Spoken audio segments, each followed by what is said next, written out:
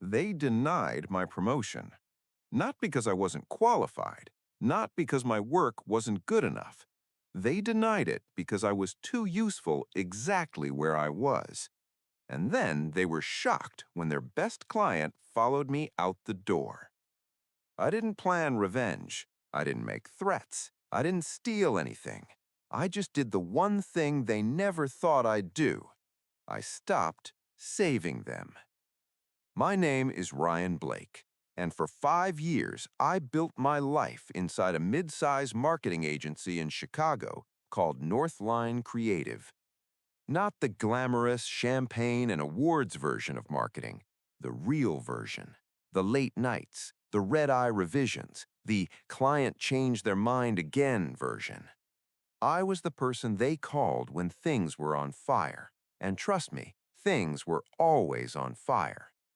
And if you've ever worked in an agency, you know this part is universal. There's always one client who pays for the nice office, the fancy coffee machine, and half the payroll. For us, it was Stonebrook Health, a healthcare brand with money, pressure, deadlines, and zero patience. They weren't just a client, they were the client. When Stonebrook called, people stood up straighter. When Stonebrook emailed, the entire Slack channel started sweating. And for 3 straight years, I was the one keeping that account alive. I didn't just work on it, I ran it. Strategy, creative direction, reporting, crisis management, stakeholder calls, whatever it took. The Stonebrook CMO, Ashley Park, knew me by name. Not because I forced myself into the spotlight, because I was the person who actually solved problems. I was also the person who didn't complain, which, looking back, that was my first mistake. Because silence gets you labeled easy, and easy gets you used. The year I turned 30, my performance review came with a sentence that felt like a trophy. Ryan, you're ready for account director. My manager, Kara, said it with that tone managers use when they want you to feel grateful for what you might get later. We'll put you up for promotion in Q2. Q2. I remember walking home that night feeling lighter than I had in years. Like, finally, someone saw what I carried. I told my mom, I told my partner, I even let myself imagine what it would feel like not to live in constant panic. Then Q2 came, and suddenly, everything got weird. Kara stopped inviting me to certain meetings. Not all of them, just the ones with leadership. She started asking for summaries of things she'd never needed summaries for. And the biggest red flag? She began reintroducing herself on client calls, like this. Hi, Ashley. I'm Kara. I oversee this account. Oversee. As if I wasn't sitting right there, literally running it. But I swallowed it because I thought, this is politics. This is normal. Just get to Q2. And that's the trap. When you're good at your job, you keep thinking the system will eventually reward you. You keep thinking, if I just stay steady, they'll have to do the right thing. Monday morning, 8:40 a.m., I'm in a glass conference room with Kara and HR. There's a folder on the table with my name on it. And I'm stupidly excited because I think this is it. Kara folds her hands, smiles like a therapist, and says, Ryan, we've decided to pause your promotion. Pause. That word is corporate for no, but with perfume on it. I blinked. Why? Kara says, we just don't feel you're ready for the leadership component yet. Leadership component. I asked, can you be specific? HR clears her throat like she's about to read the weather. Kara says, you're amazing operationally. Execution is your strength. We need you where you are. And there it was, the truth. I wasn't being denied because I lacked leadership. I was being denied because I was the glue. If I got promoted, they'd have to replace me, and replacing me would cost them. So instead, they decided to keep me stuck and keep calling it development. I sat there, calm on the outside, but inside, something snapped. Not rage, not tears, just a quiet moment of clarity. They weren't building me, they were using me.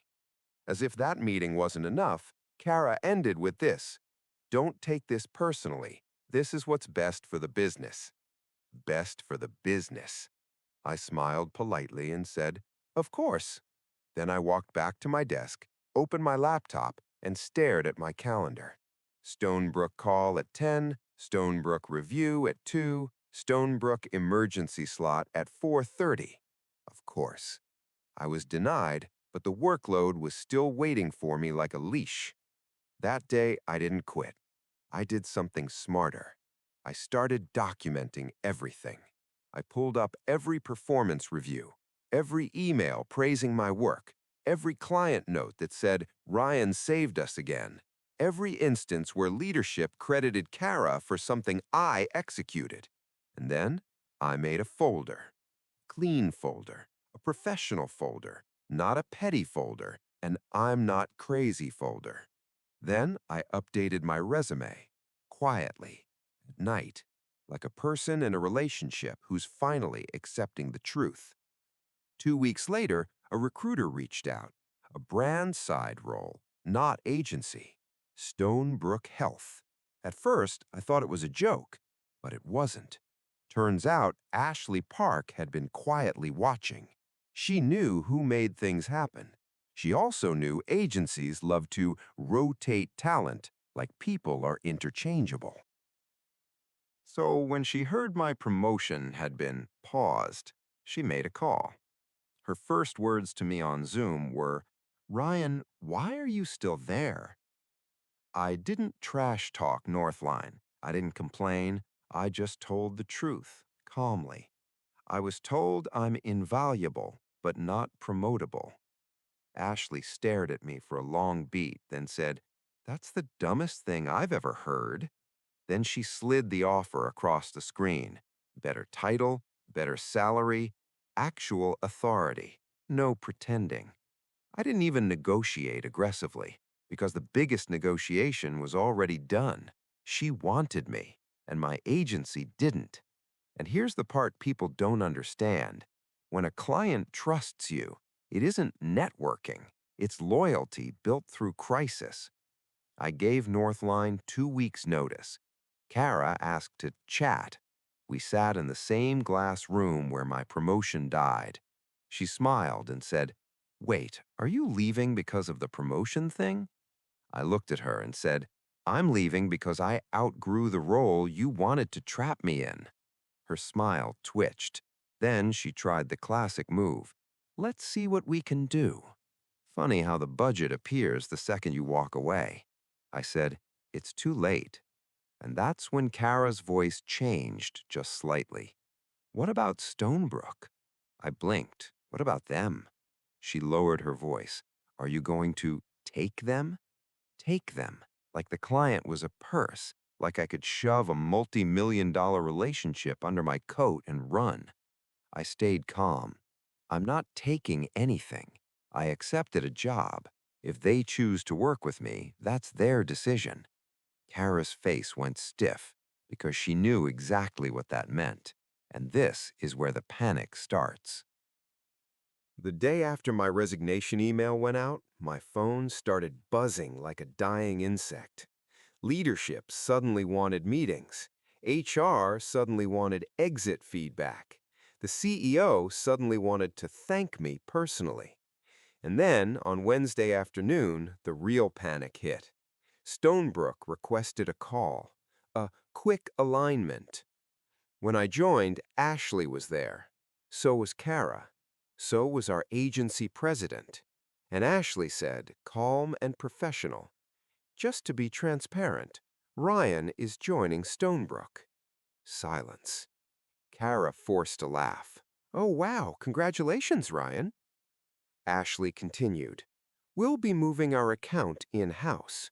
Northline has been a great partner." Pause. "But Ryan has been the reason our work stayed consistent." I didn't smile. I didn't gloat. I just sat there, breathing slowly, while Kara's face drained of color. The agency president tried to negotiate. He said words like transition plan, service continuity, retainer restructure. Ashley cut through it with one sentence. "We're not renegotiating. We're leaving." And then she added, polite as poison, "I hope you learn to promote the people who actually do the work." Call ended, and I swear the air in that room changed. Because now it wasn't a career conversation, it was financial damage. Within 24 hours, Kara emailed me. Subject line, concern. She claimed I had poached the client. She hinted at legal boundaries. She used language designed to scare me. I forwarded it to Ashley. Ashley replied with one line, "Let them try." Then Stonebrook's legal team sent Northline a formal notice. No solicitation occurred. No confidential materials were taken. Stonebrook made an independent vendor decision. In other words, sit down. A month after I started at Stonebrook, I heard what happened. Northline lost their biggest account, which meant they cut budgets. Then they cut teams. Then they restructured, which is the corporate version of setting the building on fire and calling it warmth. And Kara? Kara posted on LinkedIn about leadership lessons and hard seasons. No mention of the person she blocked from growth. No mention of the reason Stonebrook left. Just vibes. Here's what's wild. If they had promoted me when they promised, I probably would have stayed. I was loyal. I was tired, but loyal. But they couldn't stand the idea of me rising. They wanted me useful, not powerful. So they kept me small. And they didn't realize you can't trap someone and still expect them to save you. I'm at Stonebrook now. I'm not fighting for a seat at a table that keeps moving. I'm building the table.